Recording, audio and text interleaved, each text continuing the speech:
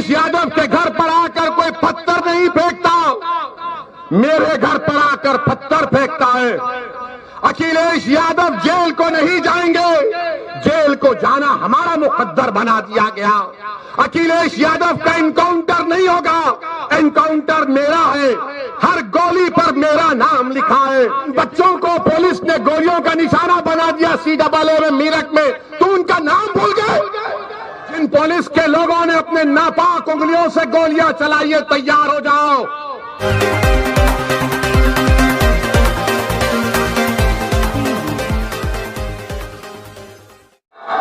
वरना ये 80% 20% के दल्ले बोलेंगे तो वैसी बोला।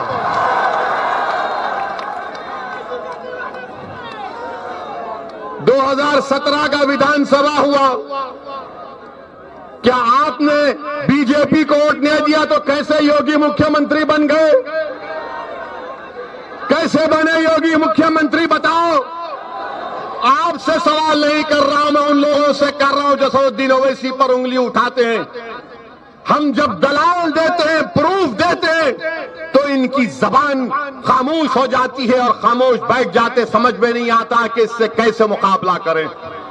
2019 का लोकसभा का चुनाव हुआ, ये मीरठ की पार्लियामेंट की सीट है ना, ये मीरठ, ये किटौर मीरठ संसद की विधानसभा लोकसभा में आता है ना। बताइए आप, क्या आपने जब बीजेपी को वोट नहीं दिया कैसे जीत गया? यहां से वो कैसे जीत गया?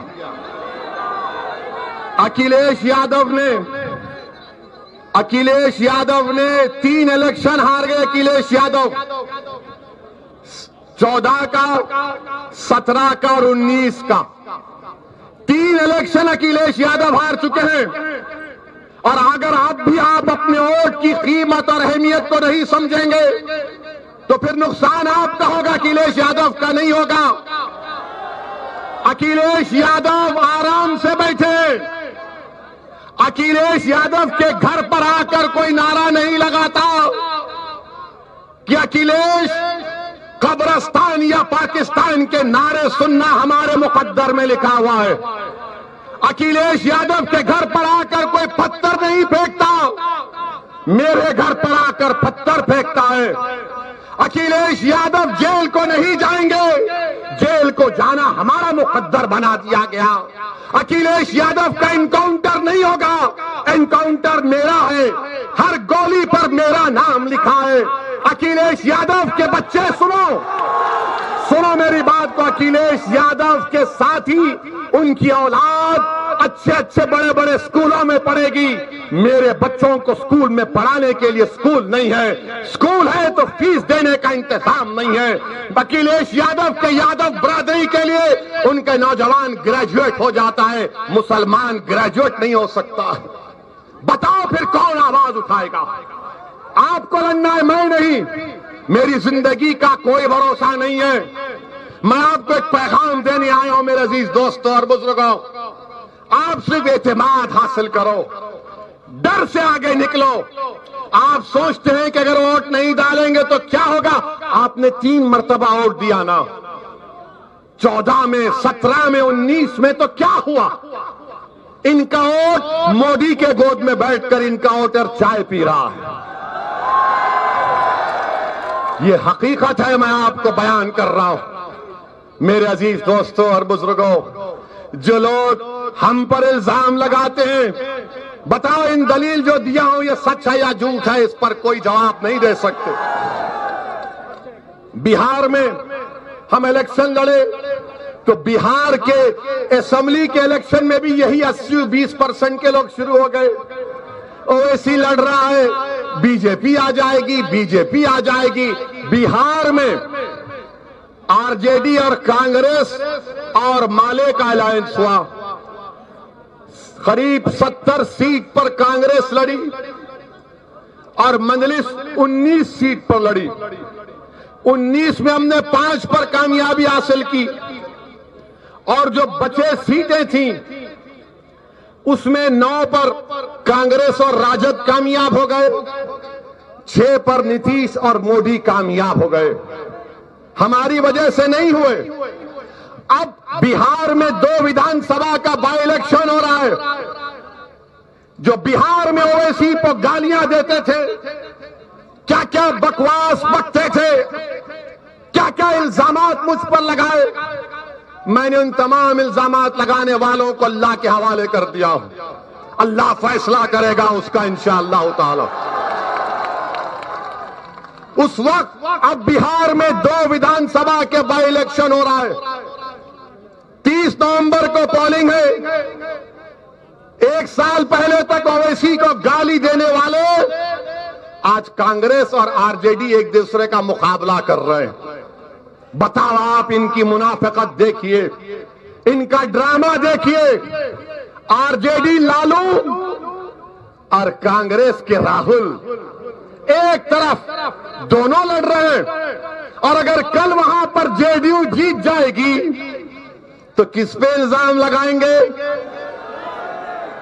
ये इल्जाम ये लगाएंगे, नहीं असदुद्दीन ओवैसी लड़ा नहीं, मगर किठौर में भड़काऊ भाषण दिया, उसका असर बिहार में हो गया। अरे पापियों, अगर 50 साल का बच्चा शादी नहीं करता तो मैं जिम्मेदार? कल भैंस और गाय दूध नहीं देगी तो मैं जिम्मेदार? सुबह में मुर्गी तहज्जुद में बांग नहीं देगी तो मैं जिम्मेदार? अरे तुम्हारी कमजोरियां, तुम्हारे झूठ, तुम्हारी मक्कारी तुमको इंशाअल्लाह एक दिन तबाह बर्बाद कर रही है। अब आप बताइए, बिहार में कांग्रेस और लालू एक दूसरे से मुकाबला कर रहे हैं, और यहां पर आकर कह रहे हैं ओवैसी वोट काटने आया है। मगर जब हम ये बयान करते हैं तो आज कुछ नहीं कह सकते हैं। मेरे अजीज दोस्तों और बुजुर्गों, मैं आज के इस जलसे से आसिफ, मोहसिन, अलीम, शाहिद और आसिफ को ना सिर्फ खराज अकीदत पेश करता हूं, बल्कि अल्लाह से दुआ करता हूं कि अल्लाह सुब्हाना व तआला अपने फजल और करम से आसिफ, मोहसिन, अलीम, शाहिद और आसिफ को अल्लाह इनकी मग़फ़िरत करे, अल्लाह इनकी खबरों को नूर से भर दे, अल्लाह इनके माँ बाप को सब्र जमील अता करे, और अल्लाह मुसलमानों में इनका नेक नेमुल बदल पैदा करे। अब आप जानते कौन था आसिफ? आप जानते कौन था मोहसिन? आप जानते अलीम कौन था? आप जानते शाहिद कौन था? कौन थे लोग? ये हाल है हम मुसलमानों का। किठौर के नौजवानों, मैं तुमसे शिकायत करने आया हूं कि जिन बच्चों को पुलिस ने गोलियों का निशाना बना दिया CAA में, मीरठ में, तुम उनका नाम भूल गए? नहीं, थाली मारने के लिए नहीं, याद दिला रहा हूं, ये मरने वाले किसी के बेटे थे, किसी का भाई था, किसी का शौहर था, किसी की जिम्मेदारी थी, जो आज वो लोग महरूम हो चुके हैं।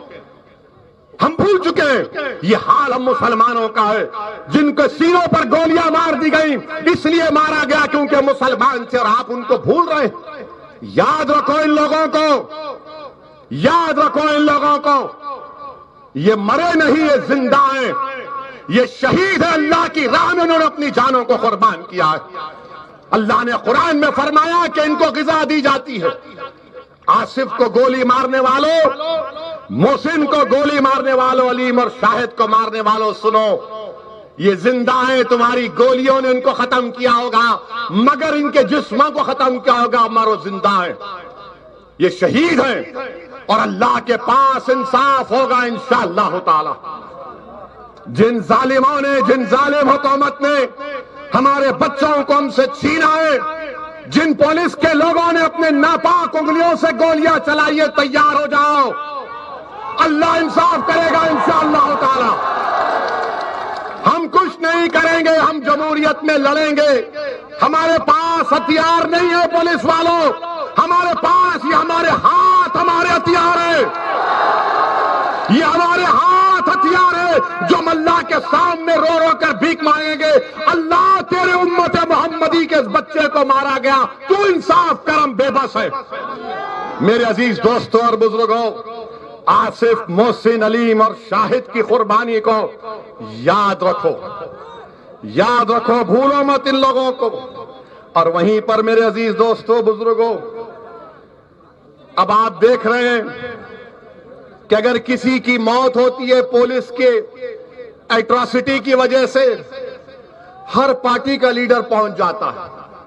अखिलेश पहुंचते हैं, कांग्रेस की मोहतरमा पहुंच जाती है। हम इनसे पूछना चाह रहे कि बबूतरा गांव प्रतापगढ़ का तौफीक, जिसको पुलिस ने फेक एनकाउंटर में मार दिया, क्यों नहीं जाएंगे उनके पास? नहीं जाएंगे। उन्नाव का फैसल, तरकारी बेचने वाला, पुलिस कस्टडी में मर गया, कोई नहीं जाएगा। गोरखपुर में गुप्ता साहब को मारा गया, मर गया, हमने उसको कंडेम करते, तो अखिलेश कानपुर जाकर उनके परिवार को 21 लाख का चेक देते। 21 लाख का। क्या फैसल को नहीं देना चाहिए था? क्या तौफीक को नहीं मिलना चाहिए था? मेरे अजीज दोस्तों और बुजुर्गों, ये इसलिए नहीं करते, इसलिए तौफीक और फैसल के पास नहीं जाते क्योंकि अगर उनके पास जाएंगे तो दूसरों का वोट नहीं मिलेगा। खुला कहते हैं, अगर हम जाएंगे तो दूसरों का वोट नहीं मिलेगा। तो फिर तुम हमसे क्यों वोट मांगते हो? हम क्या तुम्हारे गुलाम हैं?